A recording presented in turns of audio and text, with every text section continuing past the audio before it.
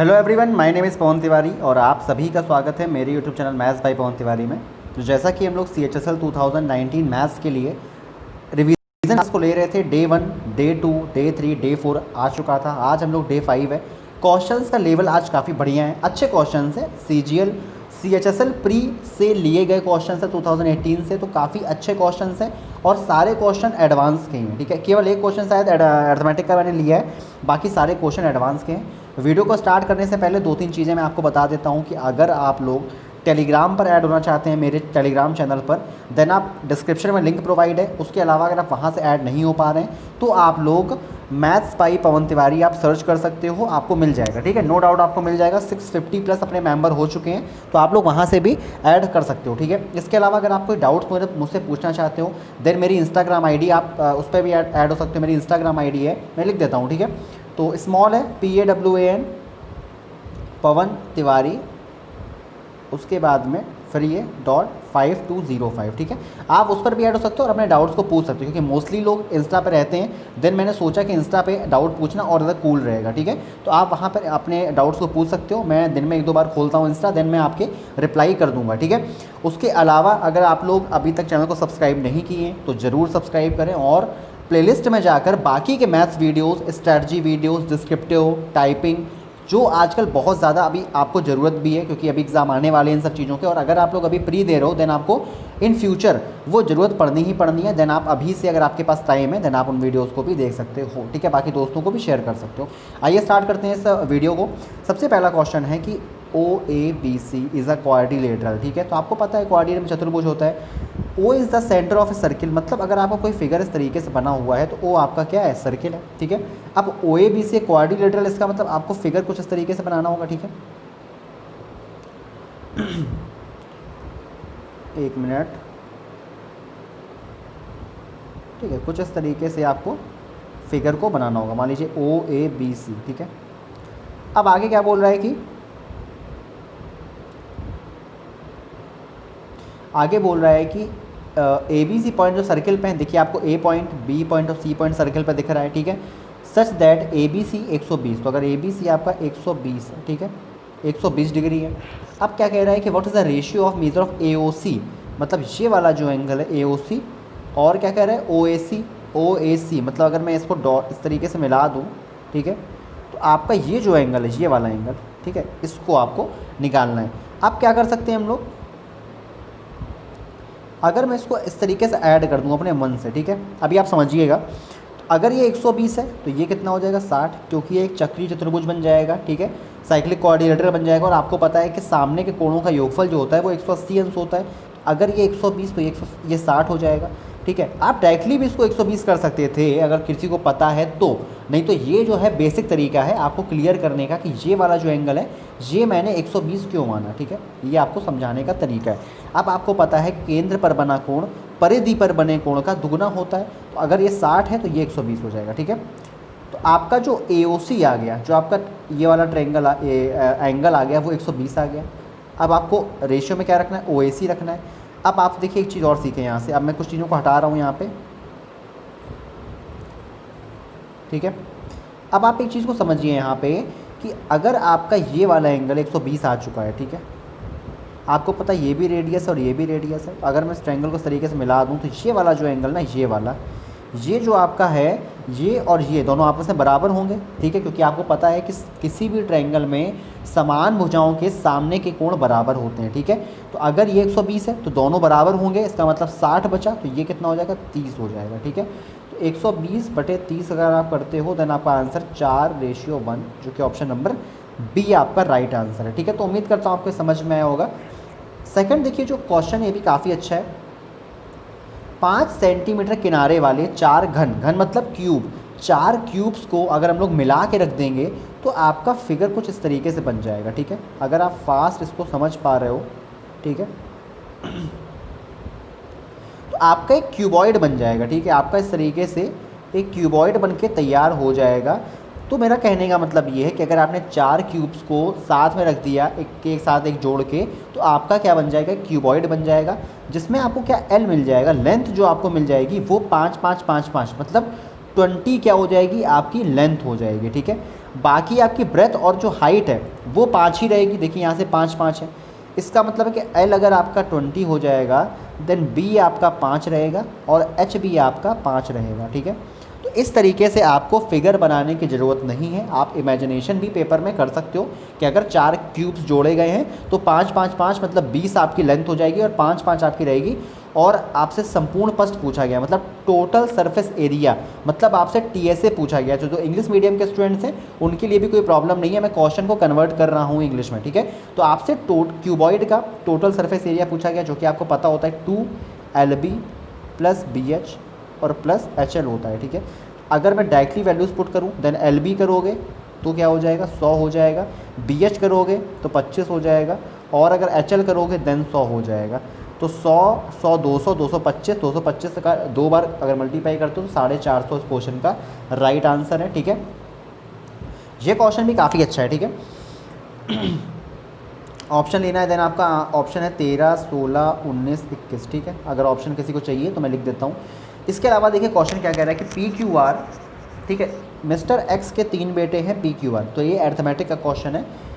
X जो है सबसे बड़े बेटे हैं, तो मैं इस तरीके से लिख देता हूँ XYZ 3 बेटे हैं, सॉरी PQR 3 बेटे हैं। ठीक है, P सबसे बड़े हैं, उसके बाद Q होंगे, उसके बाद R होंगे। ठीक है, तो ये कह रहे हैं कि सभी बेटों की वर्तमान आयु जो प्रेजेंट एज है वो वर्ग संख्याएं हैं। मतलब समझे, वर्ग संख्याएं कैसी होती हैं, जैसे 4 वर्ग संख्याएं 9 16 25 36, ये वर्ग संख्याएं हैं। ठीक है, 5 वर्ष के बाद तीनों बेटों की आयु का योगफल 44 है, तो मैं कह सकता हूँ कि P + 5 Q + 5, अगर Q एक वर्तमान आयु है देन +5 करके 5 साल बाद की आयु निकल आएगी R + 5, इसका योगफल कितना है 44 है। तो ये आप लिख के भी कर सकते हो और इमेजिन भी कर सकते हो। ठीक है, मैं समझा रहा हूँ, यहाँ पर मेरा काम समझाना है तो मैं पूरा बेसिक से आपको समझाऊंगा। ठीक है, बाकी पेपर में बहुत कुछ डायरेक्टली भी करना होता है। 5 5 5 15 घटा दोगे 29। अब देखिए डायरेक्टली आपको ये सोचना है कि वर्ग संख्याएं हैं तो ये संख्याएं क्या हो सकती हैं, तो मैं ये कहूँगा कि P सबसे बड़ा है तो 16 मान लो, ये 9 मान लो, ये 4 मान लो। ठीक है, अब लोग कहेंगे कि ये 16 9 4 क्यों माना, आपको भी पता होना चाहिए कि अगर आपको 29 लाना है वर्ग संख्याओं से तो सिंपल सी बात है कि 29 तभी आएगा जब आपको 25 से कम संख्याएं आपकी होनी चाहिए। तो आपको 25 तो आप ले नहीं सकते हो, 25 के बाद बचेगा 4, तो आप या तो 1 लोगे या 4 लोगे तो 5 हो जाएगा। ठीक है, तो आपको 16 9 4 ही एक ऐसा ऑप्शन है जो आप ले सकते हो, और P सबसे बड़ा है इसीलिए मैंने 16 उसको लिया है। ठीक है, तो ये भी क्वेश्चन आएगा कि P को मैंने 4 क्यों नहीं माना, क्योंकि P सबसे बड़ा था, इसका मतलब 16 में P को लूँगा, बाकी आप QR को कुछ भी ले सकते हो। ठीक है, अब कह रहा है कि P की 3 साल बाद आयु क्या है, तो भाई 16 तो वर्तमान आयु हो गई, तो +3 कर दोगे तो 19 इस क्वेश्चन का राइट आंसर है। 19 जो है 19 वर्ष 19 जो है इस क्वेश्चन का राइट आंसर है। उम्मीद करता हूँ अच्छा क्वेश्चन था, आपको अच्छा लगा होगा, पेपर टाइम में और ज़्यादा अच्छा क्वेश्चन था ये। ठीक है, नेक्स्ट क्वेश्चन में मूव करते हैं। ये क्वेश्चन देखिए काफ़ी अच्छा है, इसको आप बेसिक से भी कर सकते हो, वैल्यू पुटिंग से भी कर सकते हो। ठीक है, तो वैल्यू पुटिंग से तो कोई भी कर लेगा। ठीक है, तो मैं आप यहाँ पर आप 45 भी रख सकते हो और सबसे बेस्ट जो यहाँ पे रहेगा वो रहेगा 90 डिग्री। ठीक है, अब कुछ लोग कहेंगे 90 डिग्री मैं कैसे मानूँ, 90 आप और 0 मानने में कोई परेशानी नहीं होती है अगर आपका इनफाइनाइट नहीं बन रहा है। यहाँ पर अगर आप 90 रखते हो तो आपका इनफाइनाइट नहीं बन रहा है, और 30 60 और 45 रखने पर क्वेश्चन और टफ हो जाएगा, लेकिन 90 रखने पर क्वेश्चन जो है केवल 20 सेकंड का होगा। कॉसेक थीटा कॉसेक 90 कितना हो जाएगा 1 हो जाएगा। ठीक है, इसके बाद 1 + 0 कॉस 90 0 होता है, साइन 90 1 होता है, साइन 90 फिर 1 होता है, फिर 1 + 0 हो जाएगा, उसके बाद माइनस का 0 हो जाएगा, क्योंकि कॉस 90 क्या होता है 0 होता है। अब आप देख रहे हो इस 1 से कोई मतलब नहीं है, 1 + 1 निकल कर आ गया 2। ठीक है, तो कितनी तेज़ 2 आ गया आंसर आपका, लेकिन अगर आप यहाँ पर 30 45 और 60 रखोगे तो आपको टाइम लगेगा। आंसर नो डाउट आपका आंसर आ जाएगा, लेकिन इससे फास्ट नहीं आएगा। इसीलिए हमेशा आपको 0 और 90 भी रख के कभी कभी देख लेना चाहिए, कि कभी कभी क्या होता है कि 0 90 रखने पर क्वेश्चन बहुत ज़्यादा आसान होता है, पर आप कभी भी सोचते नहीं हो, आप हमेशा 30 रख देते हो कि क्या होगा, आपको डाउट नहीं होगा। ठीक है, इसीलिए हमेशा आप दिमाग को दौड़ाते रहिए पेपर में। बाकी ये क्वेश्चन देखिए बेसिक से भी हो जाएगा, मैं करके ही बता देता हूँ। ठीक है, 1 मिनट लगेगा करने में। कॉसेक थीटा को आप रखा रहने दो वैसे ही, ठीक है, 1/sin थीटा कर दो, चलो ठीक है, कोई दिक्कत नहीं है। इसके बाद में इसको आप देखिए इस तरीके से मल्टीप्लाई कर दोगे तो ये बन जाएगा 1 + cos² थीटा + 2 cos थीटा, और ये बन जाएगा साइन स्क्वायर थीटा, उसको मैं लिख सकता हूँ 1 माइनस कॉस स्क्वायर थीटा, ठीक है। अभी नेक्स्ट स्टेप को मैं नहीं लिख रहा हूँ, ठीक है, 1 प्लस कॉस थीटा, ठीक है। अब देखिए यहाँ से कैंसिल आउट हो जाएगा, एक एक मिलके 2 बन जाएगा, 2 और प्लस का 2 कॉस थीटा, ठीक है। अब आपको पता है 2 कॉमन ले लोगे तो 1 प्लस कॉस थीटा बचेगा, जो इससे कैंसिल आउट हो जाएगा। Sine theta sine theta sine square theta, मतलब 2 अपॉन साइन स्क्वायर थीटा आ गया। यहाँ पे क्या बन रहा है, 2 cos square theta upon sine square theta, ठीक है। अब यहाँ पे सिंपल सा आपको दिख रहा है कि अगर मैं 2 कॉमन ले लूँ, नीचे सेम सेम है, तो 1 माइनस कॉस स्क्वायर थीटा बन जाएगा, और अपॉन में साइन स्क्वायर थीटा है। अब आपको दिख रहा है 1 माइनस कॉस स्क्वायर थीटा क्या होता है, साइन स्क्वायर थीटा, इससे कैंसिल आउट हो जाएगा और 2 आपका आंसर आ जाएगा। तो ये बेसिक है, जो भी कि आप 40-45 सेकंड में आराम से बना सकते हो अगर आपका बेसिक बहुत अच्छा है। बाकी अगर आप 90 पुट कर सकते हो देन आप 20 सेकंड में आंसर को ले सकते हो। बाकी 30 और 45 रखने पे भी आप आराम से 50 सेकंड में इस क्वेश्चन का आंसर ले सकते हो, ठीक है। ये क्वेश्चन बहुत प्यारा है, हिंदी में ज़रूर है बट आप कोशिश करिए। AD और BC जो है जीवाएँ हैं, ठीक है। जीवा क्या होती है, ये जीवा होती है जो वृत्त के बाहर मिलती है, इसका मतलब वृत्त के बाहर इस तरीके से आपको मिलाना पड़ेगा, ठीक है। आपने क्या किया, AD और BC जो कि आपका E पॉइंट पे मिल रहा है, BAE 76 है, मतलब BAE मतलब अगर आप इसको इस तरीके से मिला दें देन ये आपका 76 डिग्री है, ठीक है। ADC 102 है, तो ADC ये आपका जो है ये 102 है, ठीक है। अब देखिए अगर ये 102 है, इसका मतलब ये वाला जो एंगल होगा, ये वाला एंगल ये हो जाएगा 78, कोई दिक्कत। अगर ये 76 है तो ये जो भी होगा, पर ये बाहर वाला कोण 76 ही होने वाला है, ठीक है। सिंपल सी बात है, ये 104 होगा, ये वाला 104 होगा, तो ये 76 हो जाएगा, ठीक है। अब अगर मैं इस ट्रायंगल की बात करूं, आपको पता है 78 76, 8 से 14 1, 7 7 14 1 15, 154 आ गया। इसका मतलब ये कितना आएगा, तो 180 माइनस 154 मतलब 26 डिग्री इस क्वेश्चन का राइट आंसर है, ठीक है। तो आराम से क्वेश्चन का आंसर भी आ गया, ठीक है।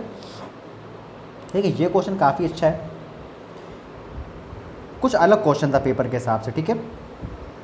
12 स्टिक है आपके पास 1 यूनिट की, मतलब आपके पास 12 स्टिक हैं और सारी एक किसकी हैं, यूनिट की हैं, ठीक है, या 1 सेंटीमीटर भी आप मान सकते हो।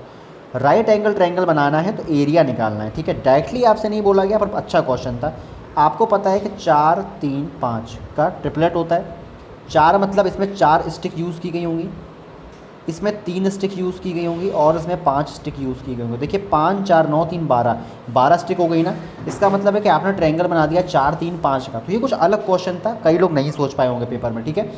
अब आपको पता है कि ये 90 डिग्री है, आपको पता है 1/2 बेस इंटू हाइट होता है, 4 गुणे 3, और बड़े ही प्यार से आपका इसका क्वेश्चन 6 निकल कर आ जाएगा। तो 6 स्क्वायर यूनिट इसको का क्वेश्चन का राइट आंसर है, ठीक है। नेक्स्ट क्वेश्चन मूव करते हैं, ये भी बहुत अच्छा क्वेश्चन है।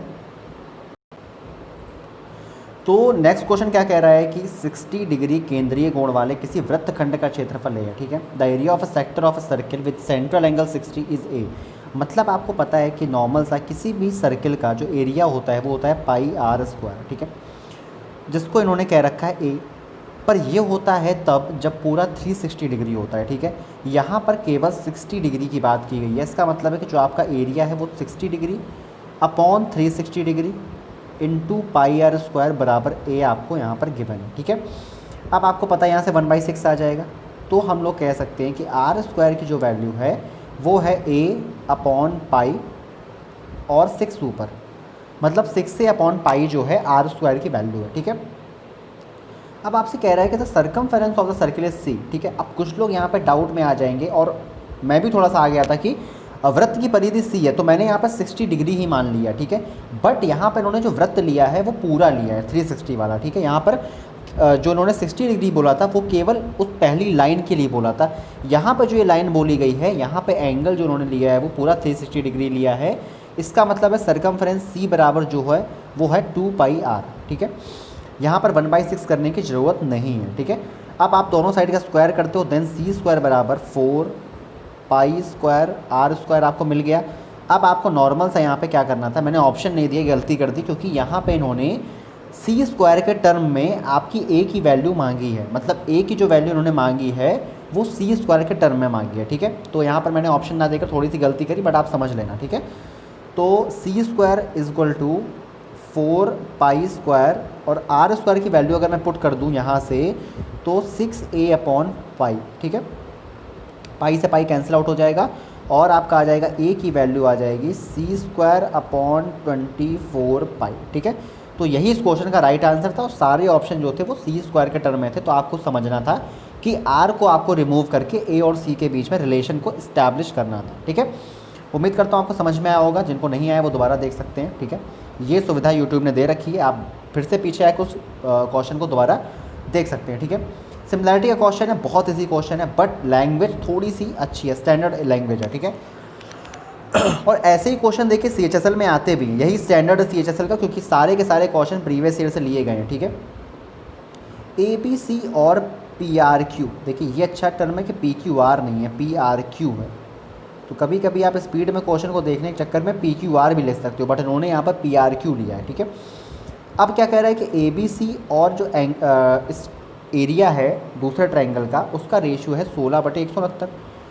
साइड्स क्या दी हैं, AB X दी है और AC जो है वो Y दी है, ये Z दी है, PQ आपसे पूछा गया है, ठीक है।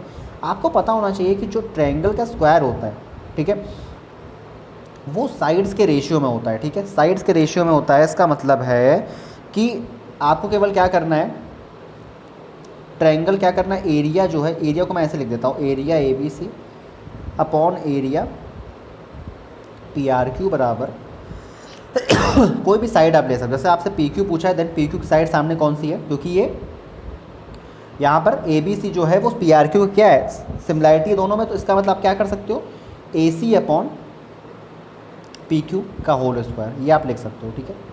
तो ये होता है, ये सारी साइड्स के लिए होगा, ठीक है।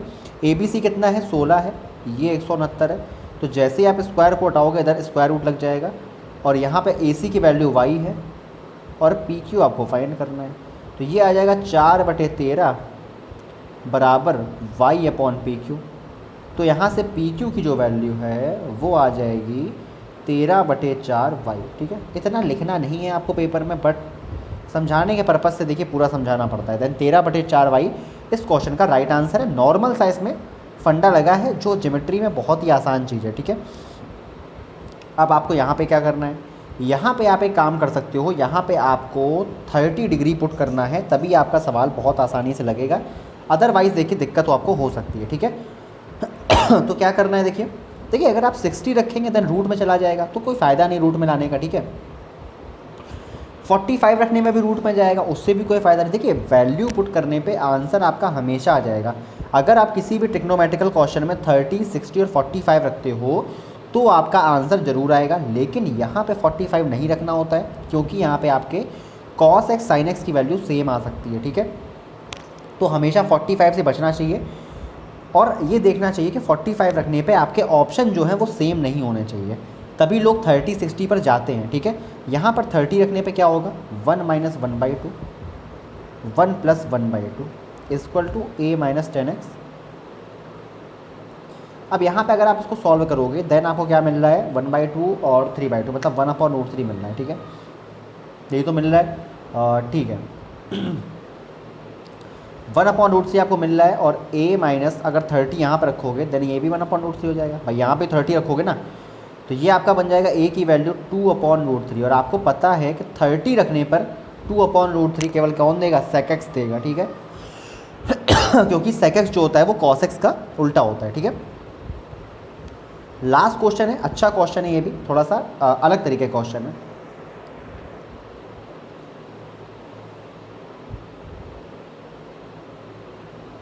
ठीक है,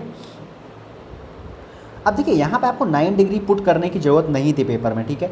आपने यहाँ 9 रखा, आप यहाँ देख रहे हो 81 हो रहा है, आपको पता है कि cot 9 और cot 81 1 हो जाएगा, ठीक है। मैं कैसे देखिए बता देता हूँ, cot 9 और cot 81, अब cot 81 को आप लिख सकते हो tan 9, ठीक है, और cot 9 और tan 9 का लिख सकते हो। अगर इसको मैं यहाँ से हटा दूँ तो उसको मैं आप लिख सकते हो 1/cot 9, कट जाएगा 1 आ जाएगा, इसका मतलब है कि ये 1 आएगा। उसके बाद cot 18 जो है वो इससे 1 आ जाएगा, 3 थीटा 7 थीटा से आ जाएगा, 4 6 से आ जाएगा, केवल क्या बचेगा cot 58, cot 5 थीटा मतलब cot 45 मतलब 1, ठीक है। तो ऐसे क्वेश्चन पेपर में आते हैं जो आपके थोड़ा सा माइंड पावर को देखते हैं कि पेपर में आप किस तरीके से सोच पा रहे हो, ठीक है। एकदम से कुछ सेम क्वेश्चन बुक की तरीके आते हैं, कुछ अलग आते हैं, ठीक है। बट ओवरऑल पेपर जो होता है बहुत ईजी होता है, ठीक है। अगर आपने अच्छे से पढ़ाई करी है देन आपके आराम से 23-24 क्वेश्चन सही हो सकते हैं, ठीक है। तो आज की वीडियो में इतना ही, और मिलते हैं नेक्स्ट वीडियो में। चैनल को सब्सक्राइब करें, इस वीडियो को शेयर करें, लाइक करें। तो मिलते हैं नेक्स्ट वीडियो में। Thank you so much for watching this video. Bye bye, take care, have a good time.